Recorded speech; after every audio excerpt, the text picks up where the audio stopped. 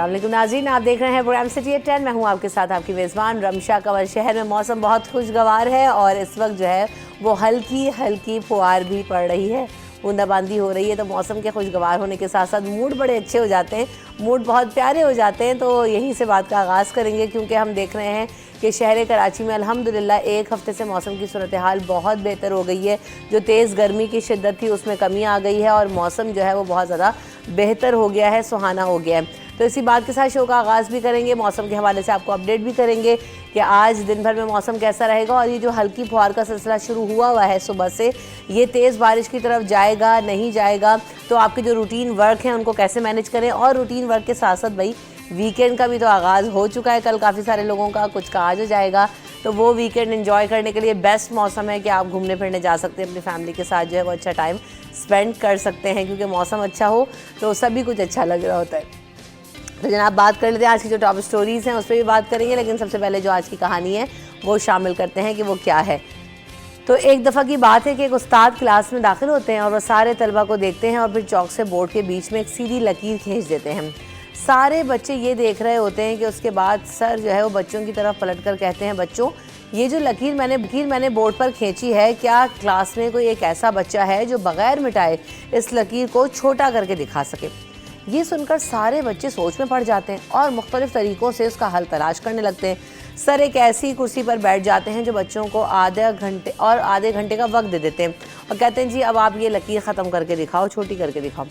अब हर बच्चा बैठे बैठे अपना दिमाग लड़ा रहा है, लेकिन किसी को समझ नहीं आ रहा कि बग़ैर मिटाए इस लकीर को छोटा कैसे किया जाए।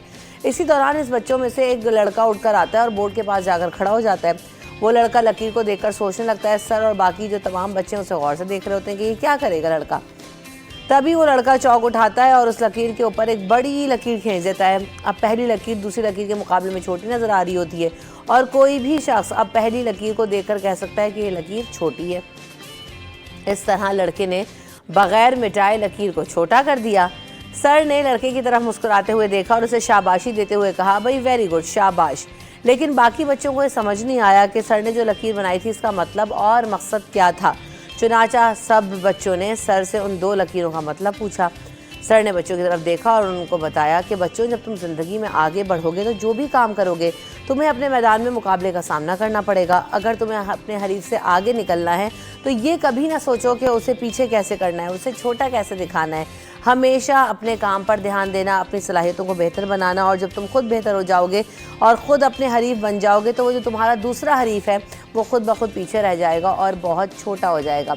बहुत अच्छी बात, बहुत अच्छा मैसेज इस कहानी से हमें मिल रहा है कि हम ये देख रहे होते हैं ना कि हमारा कंपटीशन, हम समझ रहे होते हैं कि दुनिया में बहुत सारे लोगों से है और हमारे जो कॉम्पिटिटर है हम उससे मुकाबला से बेहतर हो जाएंगे। वो कैसा करता है तो मैं ऐसा करूं। तो आप ज़िंदगी में देखेंगे कि आप जब अपने आप से रेस लगाएंगे, अपने आप को ग्रो करने की कोशिश करेंगे, अपनी सेल्फ ग्रूमिंग पे काम करेंगे, तो आप देखेंगे कि आपकी ज़िंदगी में आप ग्रो भी करेंगे, आपको तरक्की भी मिलेगी, आपके हालात भी बेहतर होंगे।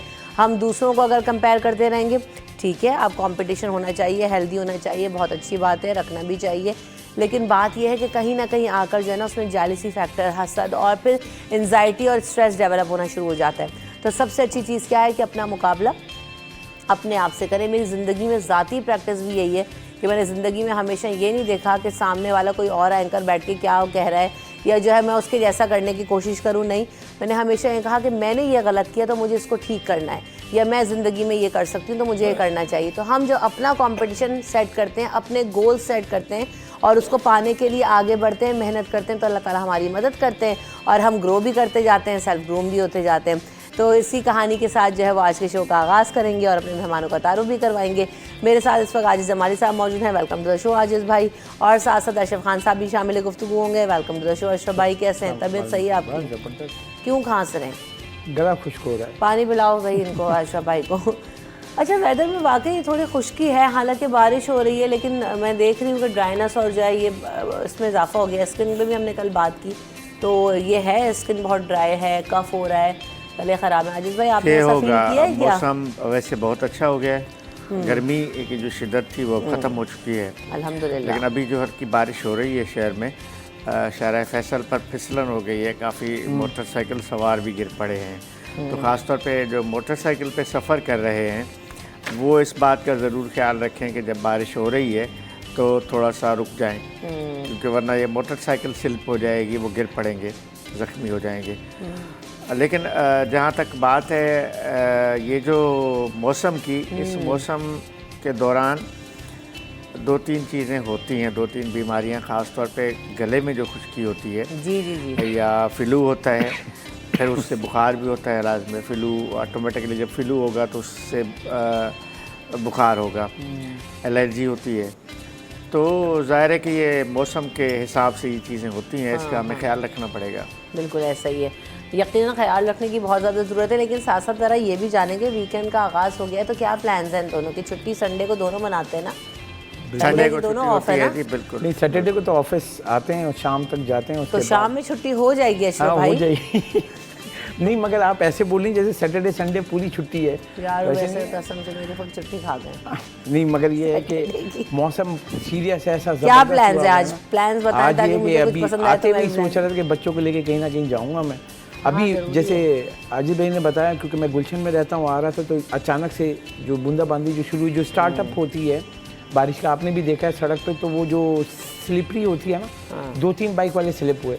तो मैंने अपनी गाड़ी का हैज़र्ड जलाया, स्लो हो गया। अब वहाँ पे हमें भी, मैं गाड़ियाँ जो चलाते हैं उनसे भी दरख्वास्त करूँगा कि ऐसी जब सिचुएशन होती है तो गाड़ी को तेज़ ना चलाएं, स्लो करें और सामने वाले का भी ख्याल रखें, क्योंकि बाइक वालों का जो होता है ना, बहुत खतरनाक सिचुएशन होती है। दूसरी बात अगर मैं ये उन्होंने बात ब्रेक भी मारा ना, वो फ़ौरन से स्लिप हो जाएगी। वो आगे किसी को या आपकी गाड़ी उसके ऊपर लग जाए तो एक नया कोई हादसा हो जाएगा। एक और बात मैं बोलूँ भाई, बाइक वालों को खुद भी ख्याल रखना चाहिए। गाड़ी का तो मसला है ही है कि वो पानी भी उड़ता है उसकी वजह से वो, और अभी तो ऑफिस आने का टाइम है तो उसमें भी आप ख्याल करेंगे। जो लोग क्योंकि बाइक पर ऑफिस आते हैं तो उनके कपड़े बहुत ख़राब हो जाते हैं, साइड में से अगर कहीं पानी और तेज़ गाड़ी गुजरे या कीचड़ ही हो तो वो ख़राब हो जाता है। लेकिन साथ साथ ये कि भाई बाइक वालों को भी ख्याल रखना चाहिए कि ऐसे मौसम में थोड़ा सा आहिस्ता चला लें, और जो है वो उससे इतना ज़्यादा कोई फ़र्क नहीं पड़ता, 4-5 मिनट का ही मार्जिन बल्कि आस्ता चलाने से अगर साइड करके रुक जाएं 5-10 मिनट तो वो ज़्यादा बेहतर है उनके तेज़ बारिश में। अब अभी तो ऐसी है कि आपने पहुंचना है तो आप आहिस्ता आहिस्ता लिए। बारिश की जब इब्तिदा होती है स्पीड में बहुत चलाना है बाइक हाँ, वालों को, साइड मार मार के निकल जाएंगे, इस फिर वो वजह से गिरते हैं। स्लिप हो जाती है बाइक,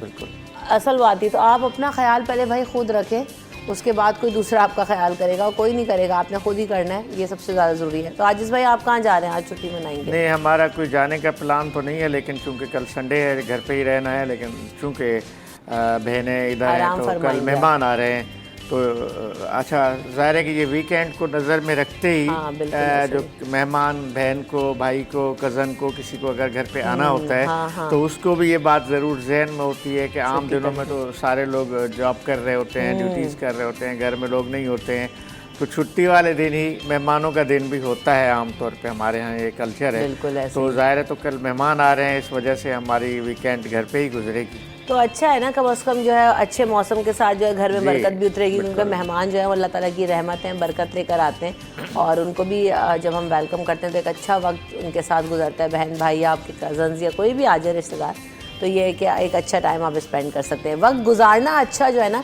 ये मकसद है वीकेंड का। आप घर से बाहर जाएं, घर में गुजारें, अपनी बालकनी में कॉफ़ी का मग पीते हुए इस मौसम को एंजॉय करें, अच्छा वक्त ज़रूर गुजारें, चाहे वो किसी भी सूरत में हो जहां आपको खुशी मिलती हो।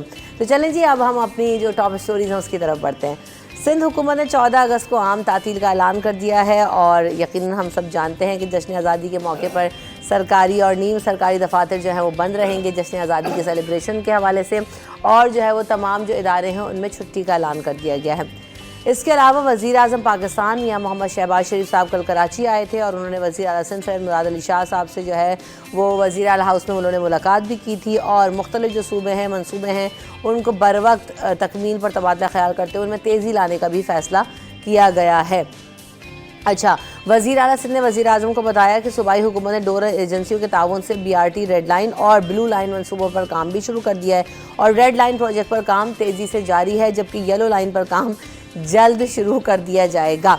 अच्छा जी, ट्रैफिक के मसाइल के हवाले से और सर्कुलर रेलवे के हवाले से भी मनसूबे पर शुरू करने के हवाले से बात हुई है, और इन्होंने यकीन भी दिलाया वज़ीर आज़म शहबाज शरीफ साहब ने कि चीनी हुकूमत के साथ मिलकर काम कर रहे हैं, और KCR को CPEC के तरजीही मनसूबों में शामिल कर दिया जाएगा। अच्छा जी, तो काफ़ी सारे कल जो है वो मनसूबे और तबादला ख्याल हुआ, इस पर हम मज़ीद भी बात करेंगे।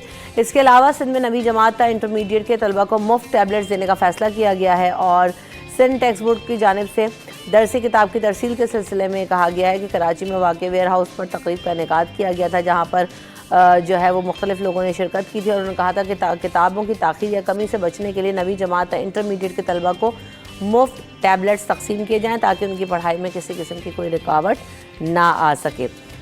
इसके अलावा आर्टिफिशियल इंटेलिजेंस ने दुनिया से कराची शहर को इस्तेमाल कराने से मुतालिक गवर्नर सिंध के जो दावे थे वो सिर्फ मीडिया की खबरों की जीनत बन पाए, क्योंकि जो certified cloud applied AI engineering project है वो इस वक्त माली बहरान का शिकार हो गया है और कराची समेत सिंध भर से 33,000 तालिब इल्म हैं जिन्होंने 6 महीने उनके ज़ाया होने का अंदेशा है, क्योंकि गुज़श्ता 6 माह से 112 हाईली क्वालिफाइड ट्रेनर जो है वो तनख्वाहों से महरूम हैं। तो मुल्क भर से आने वाले क्वालिफाइड ट्रेनर मुफ्त या बतौर रज़ाकार अपनी खदमात चंद मज़ीद दिन अदा कर सकते हैं। प्रोजेक्ट एडमिनिस्ट्रेशन ने ये कहा है और उन्होंने कहा है कि अभी तक कोई पैसे रिलीज़ नहीं हुए हैं।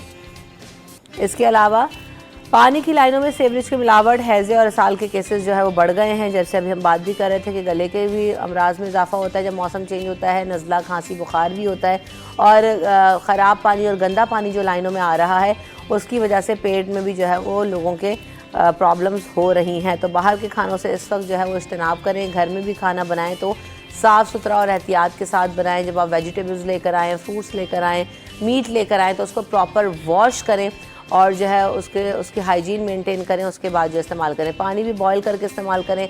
अगर फ़िल्टर वाटर भी आ रहा है तो उसकी भी बॉटल्स की सफाई के बाद उनको अपने डिस्पेंसर्स में या कूलर्स में जो है वो लगाएं, ताकि उसके ऊपर भी बहुत गंद होता है दुनिया जहाँ में वो बोतलें घूम के आ रही होती। तो इन चीज़ों से हैज़ा, पेट का दर्द और जो पेट की बीमारियाँ उनमें इजाफा होता है।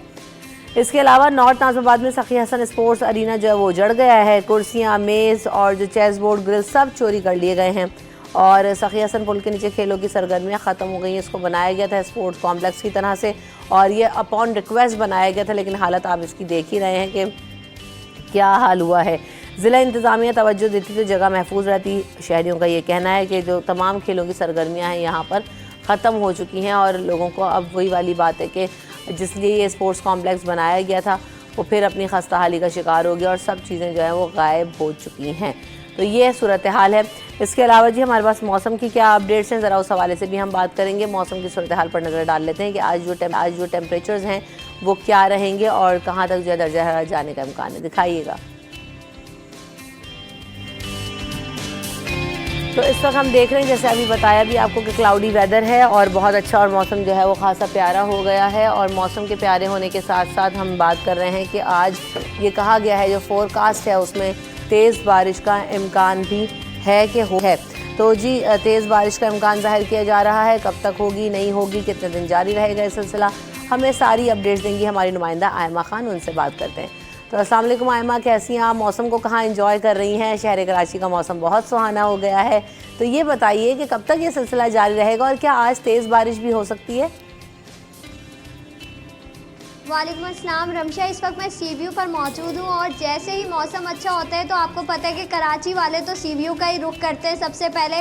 तो इस वक्त भी हम देख रहे हैं कि सी व्यू पे काफ़ी रश है, शहरियों की बड़ी तादाद जो है वो यहाँ पे आई हुई है। फैमिली के हमरा भी आए हुए हैं, दोस्त भी जो है वो यहाँ पे आए हुए हैं। जबकि इसके साथ ही साथ जो है वो मौसम के हवाले से बात करें तो महकमा मौसमियात की जानिब से शहर में आज जो है वो तेज़ बारिश का इम्कान ज़ाहिर किया गया है। और इस वक्त भी हम देख रहे हैं कि मुख्तलिफ इलाकों में रिमझिम का सिलसिला जो है वो शुरू हो चुका है। कहीं पे जो है वो इस वक्त हल्की बारिश हो रही है तो कहीं पे जो है वो बूंदाबांदी और रिमझिम का सिलसिला जारी है। और महकमा मौसमियात की जानिब से ये बताया गया है कि मानसून का ये स्पेल 11 अगस्त तक जो है वो इसी तरीके से वक्फे से शहर कायद पर जो है वो असरअंदाज होगा और वक्फे से बारिश का सिलसिला जो है वो मुख्तलिफ इलाकों में देखने को मिलेगा। अच्छा आयमा, अगर बात करें मौसम की तो इस वक्त सुबह सवेरे होने वाला, ये बताइएगा कि क्या कहते हैं, जिस तरह से हवाएं चल रही हैं आपके आस्तीन जैसे इतनी मज़े से उड़ रही, तो मेरा दिल चाह रहा है कि मैं भी वहाँ सी व्यू पे आ जाऊँ और आपके साथ एंजॉय करूँ। तो ये बताएं, हवा में ठंडक हुई है, कुछ नहीं हुई है? और क्योंकि जब हवा चलती है तो हम ये कहते हैं कि जब बारिश नहीं होगी, हब्स होता है तो तेज़ बारिश होती है। तो इस हवाले से क्या कह रहे हैं वेदर फोरकास्ट के जी, तेज़ हवा के साथ बारिश होगी या जो है ये बस ये हवाओं के सिलसिले के बाद बारिश ख़त्म? बिल्कुल रमशा, ऐसा ही है। कराची में जब हम देखते हैं कि समंदरी हवाएं जो है वो बंद हो जाती हैं तो हब्स की कैफियत होती है, बिल्कुल वो ऐसा बहुत ही। ज़्यादा एक मुश्किल सिचुएशन हो जाती है कराची वालों के लिए। लेकिन इन दिनों जो है वो अगस्त का महीना है, तो महकमा मौसमियात की जानिब से ये भी कहा जा रहा है कि मानसून के सीज़न में जो है वो इसी तरीके से मौसम रहता है, हवा भी चलती रहती है, बारिश भी होती रहती है, बूंदाबांदी का सिलसिला भी जारी रहता है।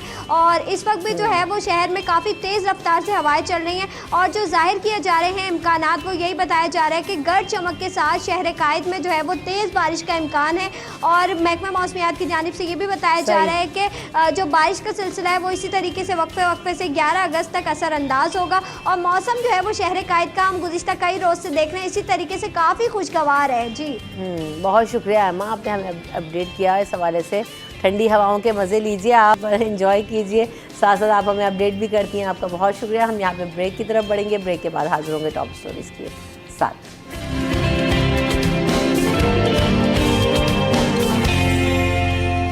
Welcome back in city at 10। तो जनाब बात करेंगे अब टॉप स्टोरीज़ पर। वज़ीर आज़म शहबाज शरीफ साहब ने दौरा कराची किया और उन्होंने मुलाकात भी की वज़ीर आला सिंध से, और काफ़ी सारी मुलाकात में जो है वो अहम चीज़ें मंजर आम पर आई हैं, ज़ेर गौर आई हैं।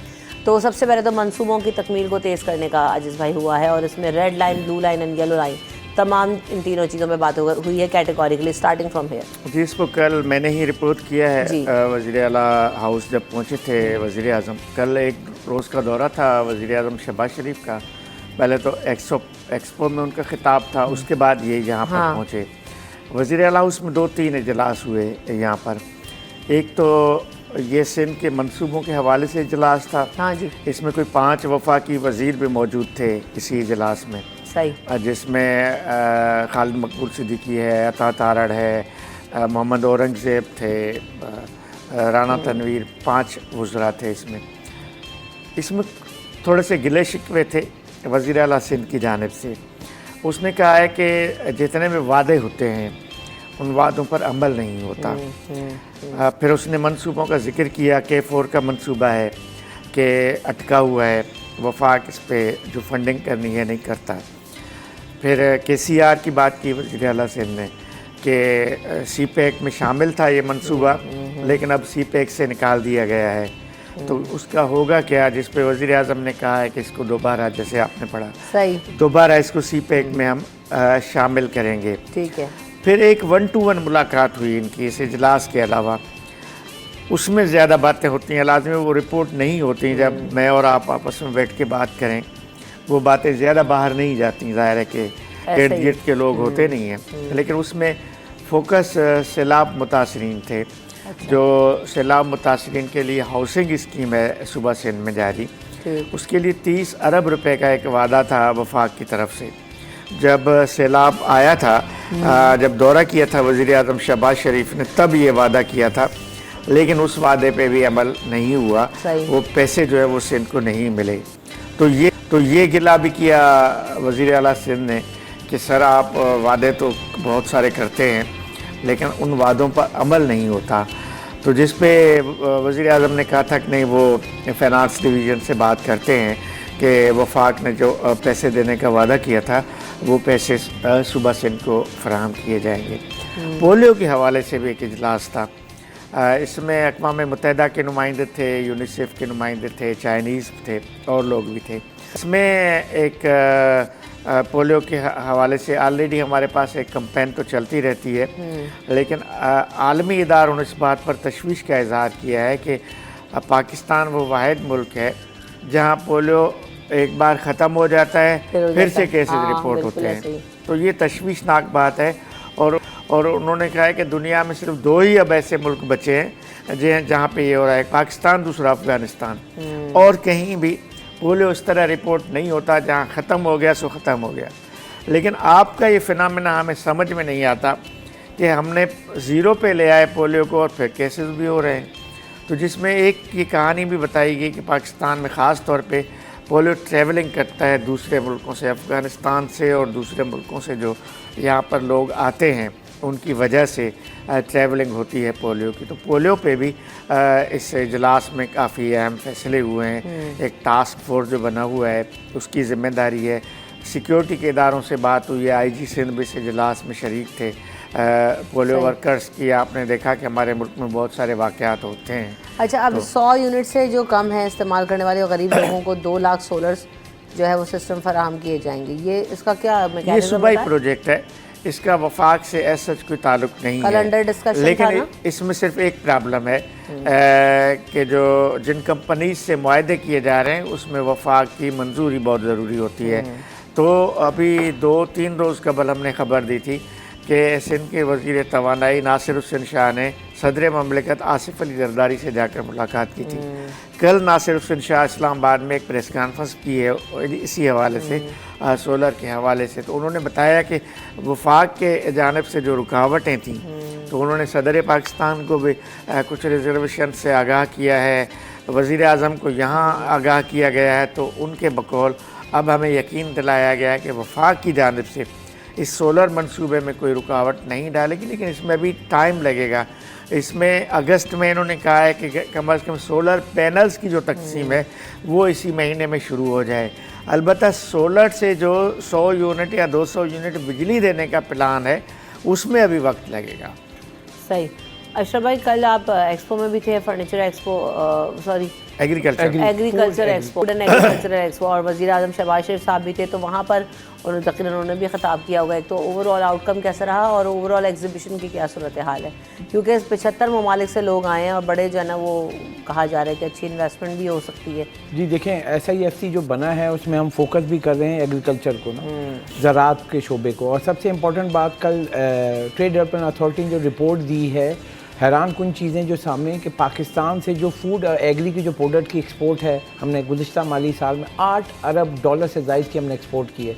यानी कि एक नई मार्केट हम रसाई कर रहे हैं। और जो हम बड़ी मार्केट तक बाहर ममालिक में जो चीज़ें बेचें, जिसमें चावल है, $3 अरब 88 करोड़ की सबसे ज़्यादा चावल एक्सपोर्ट हुई है। आम होता है, कीनू होता है, दीगर फल होते हैं, सब्जियाँ होती हैं। तो ये बड़ी मार्केट है, इसको फोकस करें। वज़ीर आज़म ख़ास तौर से आए, ये 3 रोज़ा नुमाइश है, आज दूसरा रोज़ है। और इसमें आप देखें कि तकरीबन गैर मुल्की मंदूबीन जो हैं वो डेलीगेशन जो हैं 650 से ज़ायद आए हुए हैं। 305 के करीब स्टॉल्स लगे हुए हैं। और ये वो स्टॉल्स हैं जो पाकिस्तान की ज़रूरी मसनूआत को दिखाया जा रहा है कि आप देखें। और ये किसको दिखा रहे हैं, हम लोग तो जाके देख सकते हैं, लेकिन जो डेलीगेशन है उनको बता रहे हैं कि हमारे पास ये प्रोडक्ट है, आप हमसे ख़रीद सकते हैं। और वो ख़रीदेंगे तो हमारी यकीनी तौर पे एक्सपोर्ट बढ़ेगी।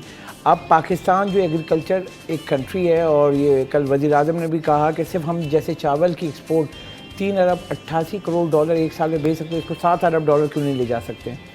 और बाकी ज़रूरी मसनूआत की भी हम बहुत सारी चीज़ें हम इसको एक्सपोर्ट करके पाकिस्तान कीमती ज़र मुबादला कमा सकता है, क्योंकि पाकिस्तान को इस वक्त कीमती ज़र मुबादले की ज़रूरत है। क्योंकि हम $1 अरब के लिए भी हम IMF के पास जाते हैं, हमारे पास वेन्यू है और उसको हमें जाके बाहर हमें सेल आउट करना है। तो एक अच्छी चीज़ हो रही है। और आज दूसरा रोज़ है फूड एंड एग्री की, और B2B मीटिंग्स भी हैं, कुछ MOU भी होने हैं आज। और एक अच्छी चीज़ ये है कि नई मार्केट्स हमें मिलेगी तो उसके फ़ायदे भी होंगे। बिल्कुल ऐसा ही है यकीनन।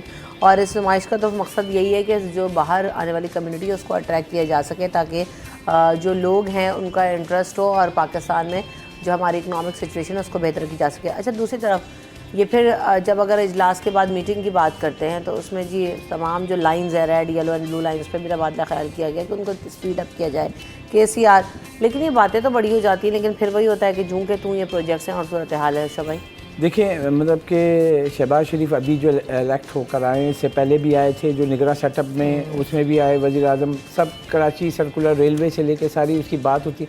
लेकिन सबसे बड़ा मसला रमशा है फ़ंड्स अगर जारी नहीं हो। देखें, वज़ीर आला अगर मिले इनसे, वज़ीर आज़म से, उनको ये कहा कि जो सिंध के सूबे का हक़ है ना, उसको आप बर वक्त अगर जारी करेंगे तो वो आगे मंसूबे हो सके। क्योंकि ये मंसूबे जो हैं, अगर आप वफाक से फ़ंड्स ट्रांसफ़र होंगे बर वक्त, जो पिछले साल के भी रहते हैं, उसकी भी शिकायत की है वज़ीर आला सिंध मुराद अली शाह ने कि हमें बर वक्त पैसे नहीं मिले, जिससे मंसूबे रुके। फिर कॉस्ट ऑफ डूइंग जो है मंसूबे की वो बढ़ गई है। तो ये वज़ीर आज़म को भी बताया गया है कि जो वफाक के जो फेडरल ट्रांसफ़र है वो बर वक्त अगर होंगे तो सिंध जो अपना हिस्सा है वो पूरा कर सके। क्योंकि सिंध भी जो है, हम जो आप सिस्टम हमें समझना होगा कि जो कस्टम ड्यूटी है, बाकी टैक्सेस हैं, वो जमा होने के बाद FBR को जाते हैं, वफाक के अकाउंट में चले जाते हैं। फिर वो टोटल जो फिर सूबे को फिर कन्वर्ट हो, डायरेक्ट सिंध को नहीं मिलते हैं। सिंध को कब मिलते हैं, जब फाइनेंस डिवीज़न जो है उसको अप्रूवल करती है वज़ीर आज़म की जानिब से, वहाँ से अप्रूवल होने के बाद फिर ये मुंतकिल होती है सिंध के अकाउंट में। सही। जब सिंध के अकाउंट में पैसे आएंगे तो फिर वो सिंध गवर्नमेंट अपने खर्चे कर सकेगी। पिछले साल का भी शॉर्टफॉल है अरबों रुपए, वो भी बार बार शिकायत करते हैं, बार बार प्रेस कॉन्फ्रेंस में करते हैं, बजट में भी कहा था। लेकिन सिंध को जो पैसे शॉर्टफॉल है वो उसका हक है, उसको अगर नहीं मिलेगा तो यहाँ मंसूबे नहीं हो सकेंगे। सही। आजिज़ भाई, हमने ये भी देखा कि कल एक खबर ये भी आई कि सिंध में नवी जमात और इंटरमीडिएट के जो तलबा हैं उनको मुफ्त टैबलेट्स जो है वो दिए जाएंगे। किताबें नहीं है, टैबलेट्स पता नहीं, आप ही कहें, मैं तो खुद इसको अभी तक जो है ना वो मुझे जॉब नहीं बताएं कर पा रही। कि सिंध टेक्स्ट बुक, मैंने पहले भी कहा, हालांकि उसके जो चेयरमैन है वो हमारे अच्छे दोस्त हैं, लेकिन सिंध में किताबें पूरी तरह नहीं पहुंच सकी हैं अब तक निसाब उसमें की। भी अभी करप्शन का भी मामला सामने आ गया। करप्शन को छोड़ दें, जहाँ पे 500 बच्चे हैं ना, वहाँ 20% किताबें नहीं पहुँची हैं। ये जो तकसीम की जा रही हैं ना किताबें, वो भी कम दी जा रही हैं, यानी जितनी ज़रूरत है उससे कम किताबें दी जा रही हैं। है ना, पीछे दिखाते कुछ हैं और देते कुछ हैं। मसला ये है कि अगर आप किताबें ही हमें पूरी दे दें निसाब की तो आपकी बड़ी मेहरबानी होगी। नहीं चाहिए टैबलेट दे के क्या करेंगे? और वो भी ऐसे तो कह रहे हैं ऑनलाइन सारा कोर्स डाल देंगे, पढ़ते रहो उसमें। बोला जा रहा है ना, ये सिंध में कोई 48 लाख बच्चे हैं, उनको क्या 48 टैबलेट्स दे सकेगी? 48 लाख टैबलेट सिंध हुकूमत? 48 लाख किताबें नहीं दी जा रही हैं। 13 लाख, ये अभी कुछ दिन पहले की खबर है कि 13 लाख सेट किताबें ही कम दी गई हैं। लेकिन अभी जो मुझे इतलात आ रही हैं ये 13 लाख से भी ज़्यादा होगा, क्योंकि कल ही मेरी कुछ स्कूलों के और एजुकेशन डिपार्टमेंट के लोगों से बात हो रही थी। मुझे एक हेड मास्टर ने बताया एक स्कूल के यहाँ कराची के, कि कराची में जो किताब तकसीम हो रहे हैं किताबें, हमें 20% किताबें दी गई हैं। तो अब हम बचाएं कि अगर 100 बच्चे हैं, अब 20% सेट मिले हैं, तो हम 100 बच्चों में वो किताबें कैसे तकसीम करें? यानी ये तकसीम का अमल, बोर्ड ने किताबें पहुंचा दी, किताबें स्कूलों में पड़ी हुई हैं, ये कन्फ्यूजन है कि किसको दें ये किताबें। जहाँ 100 बच्चे हैं वहाँ भाई 100 सेट चाहिए ना। और उसमें उसने मुझे बताया जो मैथमेटिक्स की किताब नहीं है, इंग्लिश की किताब नहीं है, यानी किताबें पूरी भी नहीं है, कोर्स पूरा नहीं है। कोर्स पूरा नहीं है। तो अब ये सूरत हाल है। आप बात कर रहे हैं टैबलेट्स की देने की। अच्छा, टैबलेट खुद देने का कह रहे हैं ये बोर्ड वाले? यही सिंध टेक्स्ट बुक बोर्ड कह रहा है ना, यही सिंध टेक्स्ट बुक बोर्ड के ही चेयरमैन ने कहा है कि हम बच्चों को टैबलेट्स देंगे। भाई आप किताबें, मैं यही तो कह रहा हूँ कि किताबें पूरी करके तो दे दें पहले, और उसके अगर बाद टैबलेट्स भी दे रहे हैं तो क्या सेशन खत्म होने के बाद देंगे? मुझे इसमें कोई मतलब ये दिखावे के लिए तो हो सकता है काम, लेकिन मैंने कहा ना 48 लाख बच्चे हैं सिंध में जिनको किताबें पहुंचानी है, उनके बच्चों को किताबें ही नहीं पहुंची हैं। तो ये लाख टैबलेट्स, क्या इतनी रकम है सिंध हुकूमत के पास? अरबों रुपए इन टैबलेट्स में। करप्शन होगी फिर, वही जो आप कह रही हैं, इसमें भी करप्शन होगी। 48 लाख टैबलेट्स का टेंडर होगा और चंद लाख तकसीम किए जाएंगे, बाकी पता नहीं कहाँ चले जाएंगे। अशरफ भाई से भी इस पर कमेंट लेंगे इस खबर पर, लेकिन आफ्टर दिस ब्रेक।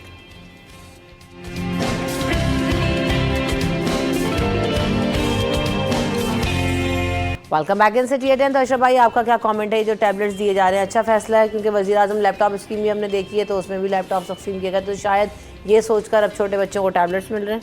अब भाई उनके दिमाग में क्या हो, लेकिन अगर हम देखते हैं दरसी किताबें नहीं है, छप नहीं रही हैं, तो एक फार्मूला अच्छा हो सकता है कि टैबलेट में आप सॉफ्टवेयर कोई डाल दें जिसमें बुक्स हों, उसमें वो बच्चे पढ़ सकें।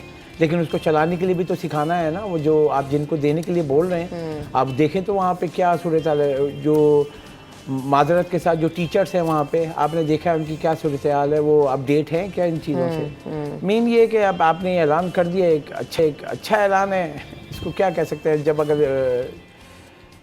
लोगों को दिए जाएंगे तब हम रिपोर्ट करेंगे तो पता चल जाएगा। लेकिन ये इस साल में तो मुमकिन नहीं लग रहा मुझे। इस साल के सेशन के लिए क्या कर रहे हैं ये बता देते, इस साल ज़्यादा आसान हो वो जाता। मैंने बताया ना कि किताबें पहुंचा दें, मेहरबानी। वाकई भी सेशन स्टार्ट होने हैं और बच्चों के ये 9 मैट्रिक इंटरमीडिएट के बच्चों का तो बड़ा मसला हो जाता है अगर वक्त पे पढ़ाई ना शुरू हो। नॉर्थ नाजिमाबाद में सखी हसन स्पोर्ट्स अरीना भी उजड़ गया। अजीज़ भाई, बड़ा खस्ता हाल है सिंध में ग्राउंड्स का, ख़ास तौर पे कराची वो बड़ा शहर है जिसको बहरहाल ग्राउंड्स और पार्क्स की शदीद ज़रूरत है। हर हुक्मरान ये बात करता है, हर मिनिस्टर भी ये बात करता है, हर सरकारी अफसर भी ये बात करता है कि इस शहर को पार्क्स और ग्राउंड्स और उसकी बड़ी ज़रूरत है। लेकिन जो बने हुए पार्क्स और ग्राउंड्स हैं उन सब का हाल बुरा है। यानी सिवाय 2-4 को अगर छोड़ के जहाँ वाइज ग्राउंड्स हैं उन सब का, अब आपने बताया ना ख़बर में, वो जो गेट्स लगे हुए होते हैं, जो अशिया लगे हुए होते हैं, वही उखाड़ के हीरोइन ची चले जाते हैं। यानी कोई देखभाल करने वाला नहीं है, कोई ख्याल करने वाला नहीं है, वहाँ कोई चौकीदार नहीं होगा। और मैं यकीन से कह रहा हूँ कि ये अगर गवर्नमेंट का या KMC का कोई ग्राउंड है तो उसमें कम से कम 10 से 15 मुलाजमीन भी होंगे। ये अगर इस खबर को देखा जाए तो वहाँ चौकीदार भी होंगे, वहाँ सिक्योरिटी गार्ड भी होंगे। एक सरकारी चीज़ है ना, जहाँ भी कोई सरकारी प्रोजेक्ट बनता है वहाँ एम्प्लॉइज़ होते हैं। एक अगर ग्राउंड है या एक पार्क है गवर्नमेंट का बना हुआ, तो वो अगर KMC का है या सिंध गवर्नमेंट का, जिसका भी है, वहाँ मुलाजमीन भी होंगे। तो कौन है इसका देखभाल करने वाला, जो तमाम उसका सामान जो है वही उखाड़ के लेके चले गए। बड़ा बुरा हाल है। बिल्कुल ऐसे ही बहुत बुरा हाल है। और बात वही है कि अभी अरशद नदीम ने जो है वो हमारे यहाँ जब गोल्ड जीत कर लेकर अब आना भी है, यकीन उनका बहुत पुरतबाक इस्तकबाल भी होगा। लेकिन बहुत ऐलान हो रहे हैं कि जी अब अकेडमी बना देंगे। मेयर कराची ने भी ऐलान किया है, इसके अलावा 5 करोड़ रुपए देने का भी ऐलान किया, गवर्नर साहब ने भी ऐलान किया है, हुकूमत ने भी ऐलान किया। लेकिन बात वही है अशरफ भाई कि जो हमारे अपने पास स्पोर्ट्स फैसिलिटीज़ हैं, जितने भी आप कॉम्प्लेक्सेस उठाकर देखें तबाहाली का शिकार हैं, प्राइवेट नहीं जितने भी गवर्नमेंट है। उसके अलावा ग्राउंड्स नहीं हैं, एकेडमीज़ नहीं हैं, तो कहाँ से सूरत हाल बेहतर होगी खेलों की? देखें, एक तो पाकिस्तान के लिए फ़ख्र की बात है जो अरशद ने किया है, सबके लिए गोल्ड मेडल लिया है। बिल्कुल मैं हैरान कौन हूँ, जब वो जा रहे थे तो तभी सहूलियात उनको थी नहीं थी। अब सारे ऐलान कर, देखिए स्पोर्ट्स हमारा वो है कि अब हम देखें कि हॉकी के साथ क्या किया है इन्होंने, स्क्वैश के साथ क्या, हम वो थे स्क्वैश में, मुझे बहुत पसंद है और वो दोनों से बहुत प्यार करता हूँ मैं, जहांगीर खान और जहांगीर खान मतलब हीरो हैं पाकिस्तान के, हम नहीं भूल सकते।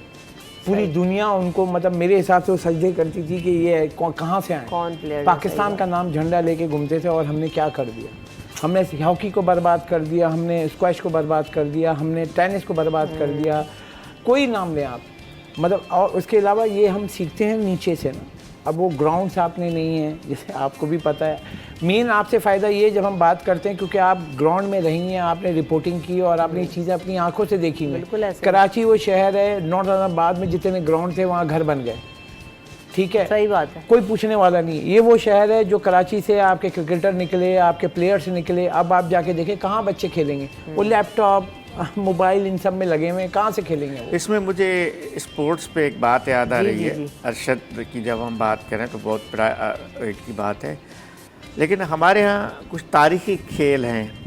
सिंध में एक तारीखी खेल है मलाखड़ा जिसको कहते हैं, या कबड्डी पंजाब में है। ये हमारे तारीखी खेल हैं जिनकी एक 400-500 साल तारीख है।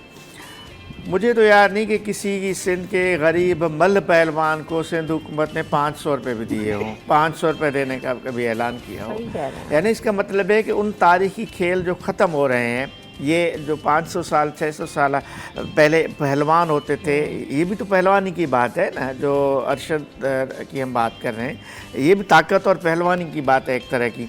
तो वो जो हमारे कदीमी पहलवान होते थे, जो सिंध में अभी भी मलाखड़ा भिक्षा के उर्स मुबारक या मुख्तलिफ जो उर्स होते हैं उनमें मलाखड़ा बड़ा एक मैदान सकता है, हज़ारों शायकीन जमा होते हैं, खेला जाता है, ताकत का खेल है वो भी। लेकिन उसकी कोई पजीरा ही नहीं है, उसको कोई बचाने वाला नहीं है, वो तबाह हो रहा है, ख़त्म हो रहा है। ये भी सिंध हुकूमत की ज़िम्मेदारी। अरशद नदीम को बिल्कुल दे दें, उनको 5 करोड़ रुपए का ऐलान किया, अकेडमी, खुशी की बात है। लेकिन मैं यहाँ पे इस फोरम पे ये बात कर रहा हूँ, ये जो सिंध में मलाखड़ा का खेल तबाह हो रहा है, इसको बचाएं। आप तो मलाखड़ा की बात कर रहे हैं, कबड्डी की बात कर रहे हैं, यहाँ तो अपना कौमी खेल नहीं बचा पा रहे। हॉकी उसका तबाह हाल किया हुआ है। फेडरेशन जब जाना होता है वर्ल्ड कप के लिए भी, दीगर चैम्पियनशिप्स के लिए भी, तो रो रहे होते हैं कि जी पैसे नहीं है, फलाना नहीं है, ढिमाका नहीं है, रिसोर्सेज नहीं है। तो हमने खुद तबाह किया हुआ है। बात हुई है कि अरशद साहब के लिए आपने ऐलान किया, बहुत अच्छा किया, होना चाहिए था। बहुत ज़रूरी है कि हम अपने खिलाड़ियों को सपोर्ट करें और पहले भी कर लें। जीत के आने के बाद तो खैर सभी उस चर्चा में और उसी बहती गंगा में हाथ धोते हैं और शामिल हो जाते हैं, लेकिन पहले आप कितना अपने प्लेयर्स को सपोर्ट कर रहे हैं, उनको फाइनेंशियली कितना जो है वो आपकी असिस्टेंस है, फेडरेशंस उसके लिए क्या कर रही हैं, एकेडमीज़ मौजूद हैं उनको प्रोड्यूस करने के लिए या नहीं है, स्पोर्ट कॉम्प्लेक्सेस का बुरा हाल है, इनके ऊपर अगर आप काम कर लें, करोड़ों रुपए अगर आप इनके ऊपर भी लगा दें, तो आप देखेंगे करोड़ों जो बच्चे हैं वो जाएंगे और कितनी हज़ारों गोल्ड मेडल पाकिस्तान में आ जाएंगे। थैंक यू सो मच आजिज़ जमाली साहब, आपने वक्त दिया, आपका बहुत शुक्रिया। अरशद साहब आप हमें कंटिन्यू करेंगे, अगले मेहमान भी हमारे साथ शामिल होंगे, राइस एक्सपोर्ट्स के हवाले से बात करेंगे, बट आफ्टर दिस ब्रेक।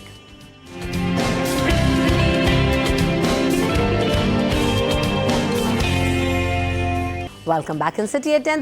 तो जाने से पहले मैंने कहा था कि जी हम बात कर रहे थे अभी कुछ देर पहले फूड एंड एग्रीकल्चर एक्सपो की, और इसके साथ साथ जो है हम ये भी देख रहे हैं कि पाकिस्तान जो है ख़ास तौर पर अगर एग्रीकल्चर पे फोकस किया जाए, चावलों पर, और भी हम ऑफ द रिकॉर्ड आमों की अभी बात कर रहे थे कि आमों की इतनी अच्छी एक्सपोर्ट होती है, इतनी अक़साम है कि हम उससे अच्छा ज़र मुबादला कमाते हैं। बहुत अच्छा जो है वो पाकिस्तान से आम एक्सपोर्ट किया जाता है। हम ये समझ रहे हैं जो हम आम खा रहे हैं इतना लजीज है, इतना मज़ेदार, इतना मीठा, तो उसकी क्वालिटी इतनी अच्छी है, लेकिन जो ए क्वालिटी का और बी क्वालिटी का आम है वो तो सारा एक्सपोर्ट हो जाता है। तो हम एक्सपोर्ट में हमारी जो एग्रीकल्चर क्रॉप्स हैं, हमारी जो ज़मीन है, हमारी जो ईल्ड है वो बहुत ज़्यादा अच्छी और स्ट्रॉन्ग है, जिसके ऊपर अगर फोकस किया जाए तो हम अच्छा ज़र मुबादला और इकनॉमिक सिचुएशन को बेहतर कर सकते हैं। आमों का जिक्र किया, उसके साथ साथ जी हमारी जो राइस की क्वालिटी है वो भी बहुत बेहतरीन है। ख़ास तौर पर अगर बासमती राइस की बात की जाए और दीगर जो है वो चावलों की कई अक़साम हैं, तो वो भी हम एक्सपोर्ट कर रहे हैं। और अभी हम कुछ देर पहले अशरफ भाई ने भी जिक्र किया था कि इस दफ़ा की जो एग्रीकल्चरल एक्सपोर्ट है उसमें 37% तक जो है वो इजाफा हुआ है, और 8 अरब डॉलर्स हैं, रुपीज़ हैं, 8 अरब डॉलर्स तक जो है वो पहुंच गई है। तो इन तमाम चीज़ों के हवाले से बात करेंगे, कैसे और बेहतर किया जा सकता है और एक्सपो में क्या कर रहे हैं। रफ़ीक सुलेमान साहब हमारे साथ मौजूद हैं, आप साबिक चेयरमैन हैं rice exporter association of Pakistan के। वेलकम टू द शो, अस्सलाम वालेकुम, good morning. Thank you, good morning. मुश्किल लग रहा है आपको सुबह उठना? थोड़ा सा, क्योंकि आपको पता है कि ये फूड एग्रो लगा हुआ है। यस।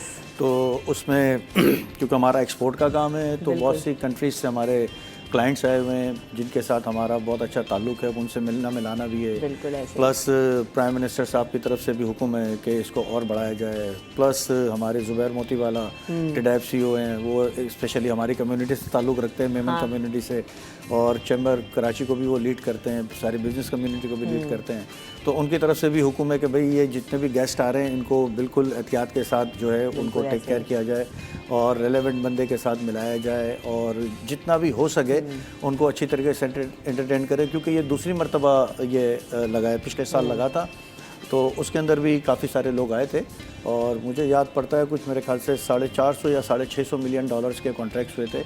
और हम अभी ये देख रहे हैं कि इस दफ़ा जो अभी ये एक्सपो लगा है ये विदिन 3 डेज़, एक तो कल दिन गुजर गया और कल जुमा था और 2 घंटे का ब्रेक भी था उसके अंदर, और इस दफ़ा अभी आज का दिन और कल के दिन में मैं समझता हूँ कि हम मोर देन 1.2 बिलियन डॉलर का हम कॉन्ट्रैक्ट साइन करेंगे, जिसके अंदर हमारे चावल भी होंगे और हमारा फ्रूट एंड वेजिटेबल भी होगा और मीट भी होगा। अच्छा रफ़ीक साहब, सबसे पहली बात तो ये कि 75 ममालिक से लोग आए, 650 जायद जो है वो डेलीगेशंस में लोग, 775 डेलीगेट्स हैं, 775 delegates from 75 countries. Ashraf Khan साहब, ये टीडैप का अपडेट अच्छा जी, अभी तो बड़ी नुक्ता चीनी का खुद खड़े गए यहाँ पर। अच्छा, तो रफ़ीक साहब बात यह है कि चले 750 के करीब जो है वो लोग इस वक्त मौजूद हैं। चाइनीज़ डेलीगेशन बहुत ज़्यादा जो है वो हमने सुना कि बड़ा डेलीगेशन है और बहुत इंटरेस्ट के साथ आया है। ओवरऑल अभी सबसे ज़्यादा इंटरेस्ट जो है वो किस मुल्क की तरफ से शो किया जा रहा है, किस तरह की चीज़ों में शो किया जा रहा है? आया वो फूड्स एंड वेजिटेबल्स बाय करना चाहते हैं, राइस लेना चाहते हैं, किस चीज़ में पाकिस्तान जो है वो क्रॉप्स में अच्छा कर रहा है और जहाँ पर लोगों का ज़्यादा रुझान हमें इंटरनेशनल मार्केट की तरफ से दिखाई दे रहा है? देखें, ये जो प्रोग्राम है ये मेन तो मैं समझता हूँ कि राइस इसको लीड करेगा इंशाल्लाह, क्योंकि राइस हमने पिछले साल जो ये फिस्कल ईयर ख़त्म हुआ है ये तकरीबन 4 अरब डॉलर हमने एक्सपोर्ट किए हैं। मुकाबला जो इसका लास्ट ईयर हम कैलकुलेट देखें तो 2.1 बिलियन डॉलर हमने एक्सपोर्ट किया था। तो ये 75 to 78% हमने इस साल राइस को ग्रो किया है, और ये पाकिस्तान की तारीख में पहली मरतबा इतना चावल एक्सपोर्ट हुआ है। और इसकी वजह यह है कि कुछ एरिया भी ज़मीन का बड़ा है जिसकी वजह से फसल आई है, और कुछ फसल भी बहुत अच्छी हुई है, बम्पर सैलाब के बाद वाली भी सूरत हाल ज़मीन अच्छी जाती है, उसका कंट्रीब्यूशन है, उसका बहुत बड़ा उसका कंट्रीब्यूट है। हमारी हील्ड जो पहले 65 to 70 मन होती थी वो अब जाके 90 to 125 मन हो गई है। तो इसमें बहुत बड़ा किरदार एक हमारे किसान भाइयों का भी है कि उन्होंने बड़ी मेहनत की है, अपनी ज़मीन को सही तरीके से रखा है, और जो ज़मीन का इनपुट होना चाहिए वो इनपुट इन्होंने दिया, तब जा कर के ये यील्ड आई है। इसके अलावा हम जब एक्सपोर्टर हजरात बात करते हैं कि फार्मर के साथ अवेयरनेस प्रोग्राम्स होने चाहिए, तो वो हमने पिछले 3-4 सालों से ये किया हुआ है, और अब हमारे फार्मर्स जो हैं वो मैकेनिकल फार्मिंग की तरफ जा रहे हैं। मैकेनिकल फार्मिंग एक ऐसी चीज़ है जिसके अंदर जितने पौधे आप लगाएंगे ऑब्वियस इतना ही आप उससे पेडी वसूल करेंगे। तो पहले पौधे कम लगते थे, हाथ से लगते थे, अब मशीन से लगते हैं और उसका गैप होता है 4 इंच का या 4.5 इंच का। वो मशीन अपने हिसाब किताब से उसको ट्रांसप्लांट करती है, जिसकी वजह से पौधे भी ज़्यादा लगते हैं और पौधे ज़्यादा लगते हैं तो पेड़ी का भी हमारे पास इनपुट ज़्यादा बढ़ जाता है।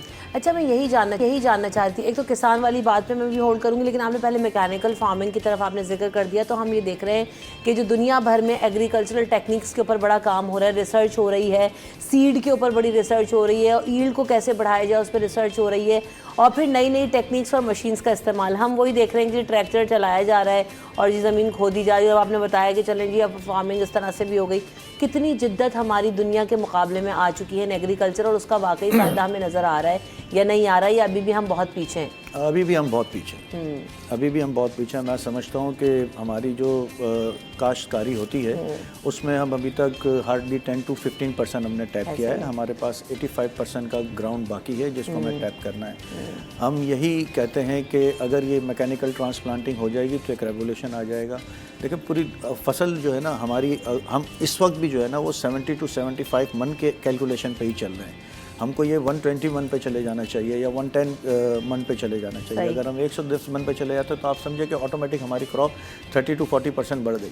हमने जो $4 अरब का एक्सपोर्ट किया है, इसको 40% आप कर दें तो ये ऑटोमेटिक $5.2 बिलियन पे चले जाएगी। सही। कैसे जदीद टेक्निक्स को इस्तेमाल कर सकते हैं और मज़ीद जो है वो हम ज़र मुबादला कमा सकते हैं, इस हवाले से भी बात होगी। फार्मर्स के इशूज़ पे भी बात करेंगे, but right after this break.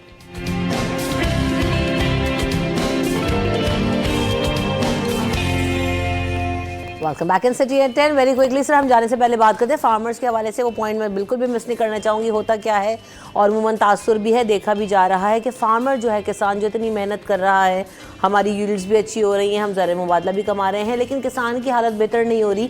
Exporter तो बहुत अच्छा जो है वो रेवेन्यू जनरेट कर लेते हैं, लेकिन जो ज़मींदार तबका है, जो किसान तबका है, उसकी हालत बेहतर नहीं हो रही। वो कहाँ से मॉडर्न एग्रीकल्चर और मॉडर्न फार्मिंग की तरफ बढ़ेगा जब वहाँ ना एजुकेशन है, ना आप उसका लाइफस्टाइल अपग्रेड कर रहे हैं, ना जो है ना उसको हुकूमती सतह पर या प्राइवेट एक्सपोर्टर की तरफ से कोई मुआवनत है। देखें, ये जो एग्रीकल्चर का सेक्टर है, किसान का सेक्टर है, ये टोटली गवर्नमेंट के ऊपर डिपेंड करता है, प्रोविंशियल गवर्नमेंट के ऊपर। रही बात एक्सपोर्टर्स की, तो एक्सपोर्टर्स ने अपनी एक्सपोर्ट को मेंटेन करने के लिए फार्मर्स के साथ लाइजन किया हुआ है, और गवर्नमेंट का काम क्या है? गवर्नमेंट का काम है उसको अच्छा प्रोडक्ट देना, उसको कंट्रोल प्राइस के ऊपर प्रोडक्ट देना, उसकी फसल की देखभाल करना। ये पूरा एग्रीकल्चर एक्सटेंशन का पूरा एक इदारा है हमारे पास। अगर वो इदारा सही तरीके से काम कर जाएगा तो आपका जैकपॉट लग जाएगा। और फार्मर्स के पास मैं समझता हूँ कि फार्मर नुकसान कब करता है? फार्मर नुकसान तब करता है जब उसकी हील्ड आती है। अब उसके पास पेड़ी आ गई, उसके पास रखने की जगह नहीं है। हमारे पास स्टोरेज का पूरा निज़ाम होना चाहिए। हमारे पास स्टोरेज का ऐसा निज़ाम होना चाहिए कि फार्मर है, फॉर एग्जांपल मैं फार्मर हूँ और गवर्नमेंट ने एक स्टोरेज का जगह मुकर्रर किया हुआ है, तो मैं अपनी पेड़ी ले जाके उसको वहाँ स्टोर करवा दूँ और उससे 75-80% में पैसे ले लूँ। पेड़ी मेरी वहाँ पड़ी हुई होगी, माल मेरा पड़ा होगा। अब जो मेरे पास क्राइसिस है, जिनसे मैंने माल लिया है उधार, उसको तो मैं पैसे दे दूं और फिर इंतज़ार करूं जब हमारी पेड़ी का रेट अच्छा हो जाएगा फिर मैं बेच दूं उसको। ये सबसे बड़ा नुकसान है हमारे पास। ये गवर्नमेंट को चाहिए कि यहाँ पे स्टोरेज की फैसिलिटी फार्मर्स को दें। अब ये बिज़नेस कम्युनिटी तो हरगिज़ नहीं दे सकती है। हाँ, बिज़नेस कम्युनिटी क्या कर सकती है? बिज़नेस कम्युनिटी ने जो अपनी मदद, आई वॉज अ चेयरमैन इन 2017, तो हमारे मरहूम प्रेसिडेंट आए हुए थे सदर ममनून हुसैन साहब, तो मैंने अपनी स्पीच में डिमांड रखी कि हमें गवर्नमेंट से क्या क्या चाहिए। तो उन्होंने इतनी सारी मेरी डिमांड एक लाइन में जवाब दिया। उन्होंने, रफ़ीक साहब आपने जो डिमांड रखी है ये गवर्नमेंट के ऊपर आप उम्मीद ना लगाएं, आप अपनी मदद आप काम कर लें। अच्छा। तो जब वो दूसरे साल आए तो मैंने वहाँ पे हमारे 2 एक्सपोर्टर्स थे। One is the name of Fawad Gharib, is belong from Gharib sons, and other one is Shahid which is belong from मेस्केन फैमिली। तो मैंने उनको बताया कि भाई ये देखें सर, पिछली मरतबा आप आए थे और इस मरतबा इन्होंने सीड इंपोर्ट कर लिया है अपनी कंपनी के नाम पे, और वो सीड फार्मर्स को दे रहे हैं जिसकी हील्ड 110 मन आ रही है। और इसके हमारे जो है रूए रवां मलिक शहजाद जो गार्ड राइस वाले हैं, वो सबसे पहले चाइनीज़ सीड यहाँ पे लेके आए थे। और आज अल्हम्दुलिल्लाह आपको यहाँ बताते हुए मैं फ़ख्र महसूस कर रहा हूँ कि जो सीड हम इंपोर्ट करते थे, आज सीड की वो मल्टीप्लिकेशन हम पाकिस्तान में खुद कर रहे हैं। तो हमारा ज़र मुबादला बच गया जो हम सीड मंगवाते थे। और इसके अलावा अब बिज़नेस कम्युनिटी ने कुछ फार्मर के लिए मैकेनिकल फार्मिंग की कुछ कॉन्ट्रैक्ट साइन किए हुए हैं जो सर्विस प्रोवाइड करते हैं। सीडलिंग मशीन जो होती है वो भी हम लोग दे रहे हैं, ट्रांसप्लांटर भी दे रहे हैं और हार्वेस्टिंग भी दे रहे हैं।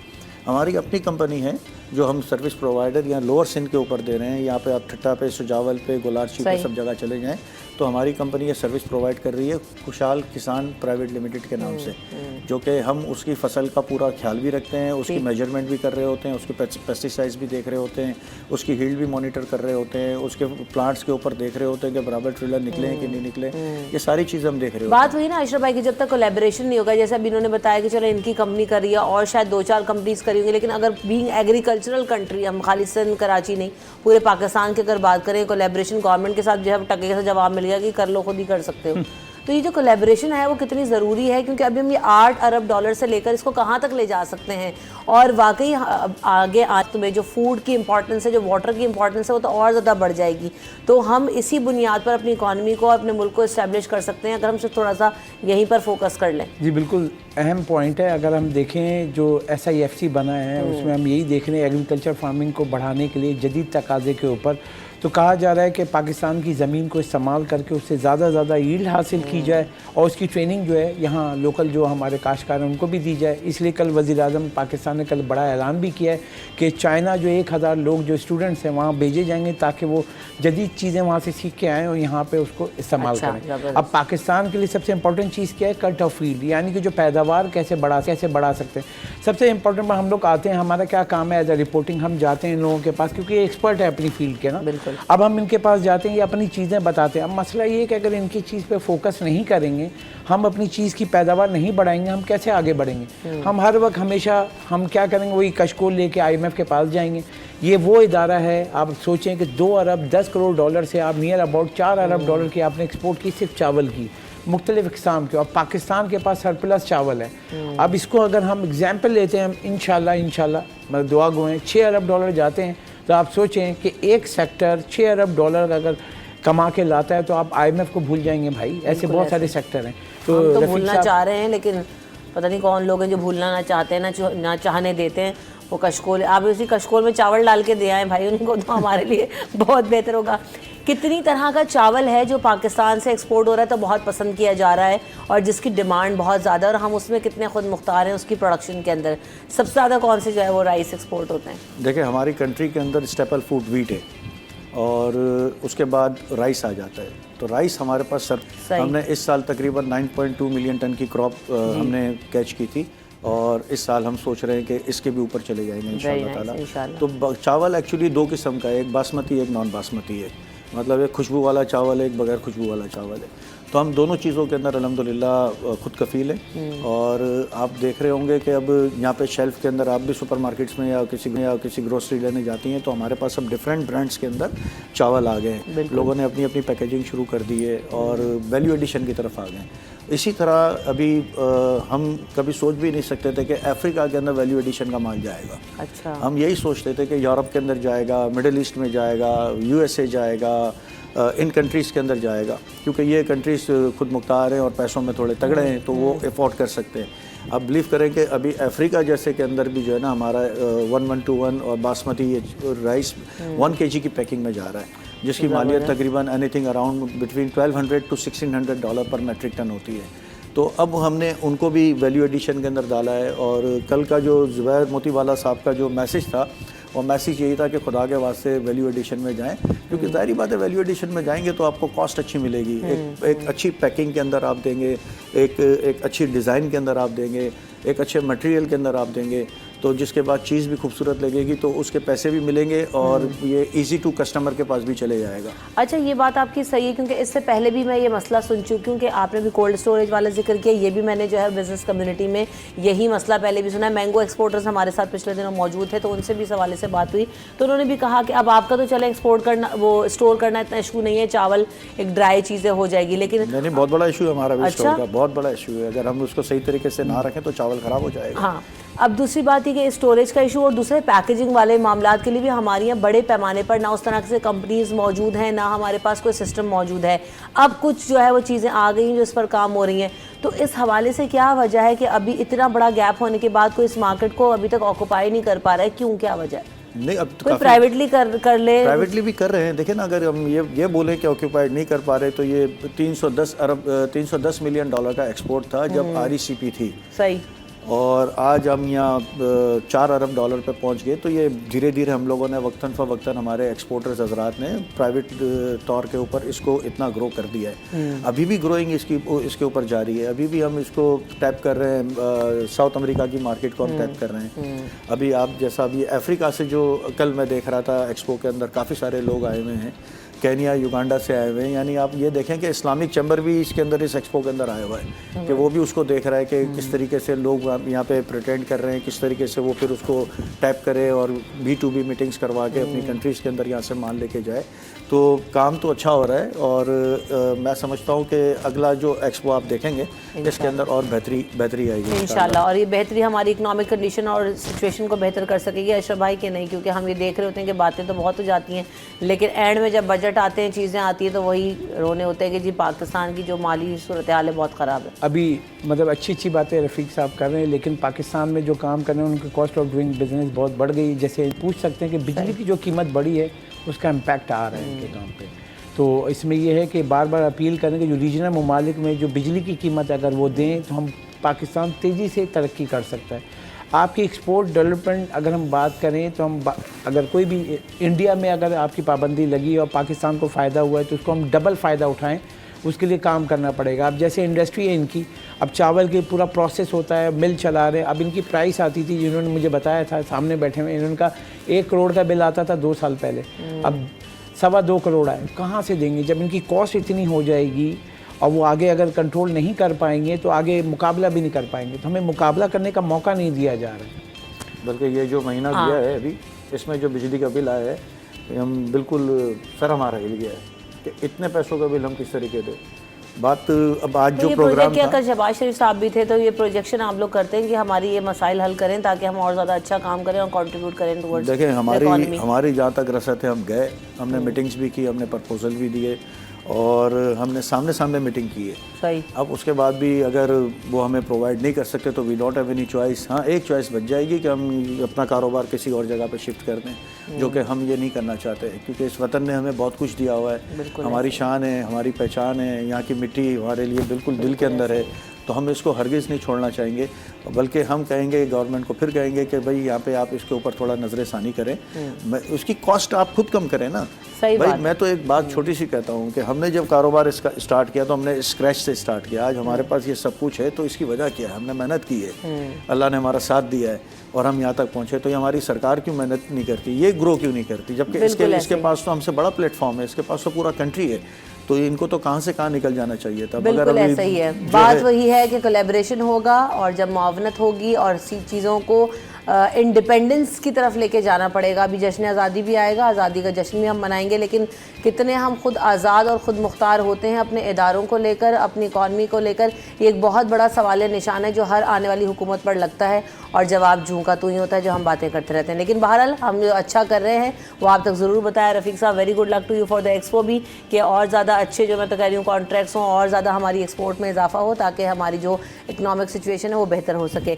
और अशरफ भाई आपका भी बहुत सवाल रह गया बीच में, मेरे पास ब्रेक का टाइम आ कहा गया था कि कौन सी कंट्रियों के अंदर ज़्यादा काम वेरी क्विकली बता दें बस। तो ये ज़्यादातर मैं समझता हूँ कि इस साल जो है, जो गुजरा हुआ साल था, ये फारिश ने हमको बहुत सपोर्ट किया, और इस दफ़ा जो है अफ्रीका और वेस्ट अफ्रीका के अंदर हम उसको बहुत देखते हैं, और चाइना को हम देखते हैं कि इस दफ़ा चाइना भी हमारे से काफ़ी सारा माल लेगा, हमारे प्राइसेस उनको मैच करेंगे इंशाल्लाह ताला। Very good luck to you, कि अल्लाह ताला जो है ना वो अच्छे हमारे मुआहदे हों और इकोनॉमिक कंडीशन भी बेहतर हो। यहाँ पर वक्फे की तरफ बढ़ेंगे, वक्फे के बाद हाजिर होंगे अगले सेगमेंट में।